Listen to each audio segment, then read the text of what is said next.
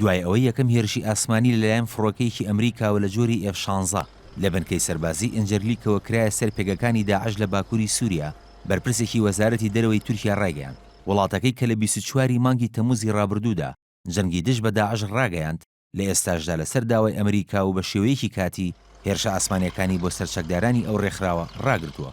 بەڵام بەم زوانە بە فەرماندەیی ئەمریکا هێرشەکانی دەست پێ دەکاتەوە.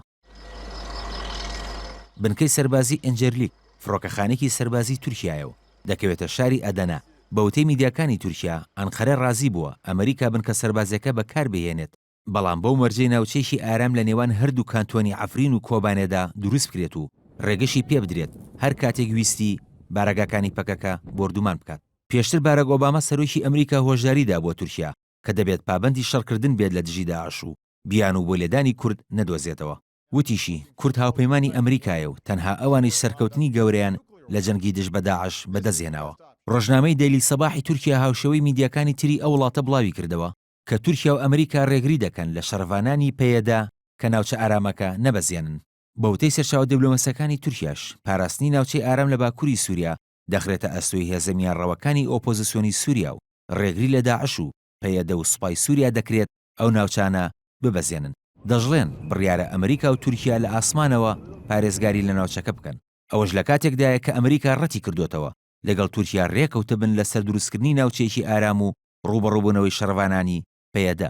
لەلایەکی ترەوە ڕۆژنامەی نیویۆرک تایمزی ئەمریکی ئاشکرای کرد لە هەمان ئەو ڕۆژەدا کە تورکیا ڕایگەیان دەچێتە هاوپەیمانەتی دژ بە داعشەوە هێزی ئاسمانی تورکیا هێرشی کردە سەر بنکە و بارەگاکانی پەکەکە کە ڕۆڵی زۆر گرنگیان هەبووە لە ڕێگریکردن لە پێشڕەوی چەکدارانی داعش. وتیشی لە تشرینی دووەمی ساڵی ڕابردووەوە هێزەکە کوردیەکان لە سووریا لە پەیوەندی و هەماهەنگیدا بوون لەگەڵ ئەمریکا و دەشپرسێت ئیتر بۆچی تورکیا شەڕی ئەو کوردانە دەکات کە لە دژی داعش دەجەنگن.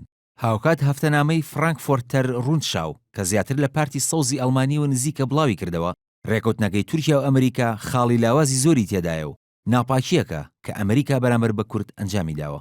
تورکیا دەیەوێت بە پاساوی پێکهێنانی ناوچەیەکی ئارام بۆ ئاوارەکانی سووریا لە باکووری ئەو وڵاتەدا ناوچەیەکی ئارام بە درێژایی 95 کیلۆمەتر و قوڵایی 48 کیلۆمەتر دروست بکات لە نێوان هەردوو کانتۆنی عەفرین و کۆبانێدا. دەسەڵاتدارانی تورکیا دەڵێن دروستکردنی ئەو ناوچەیە بۆ پاراستنی خۆیەتی لە قەیرانی ئاوارەکان کە تا ئێستا 1,500,000 ئاوارە ڕوویان لە وڵاتە کردووە. کاروان شێخ موحسین NRT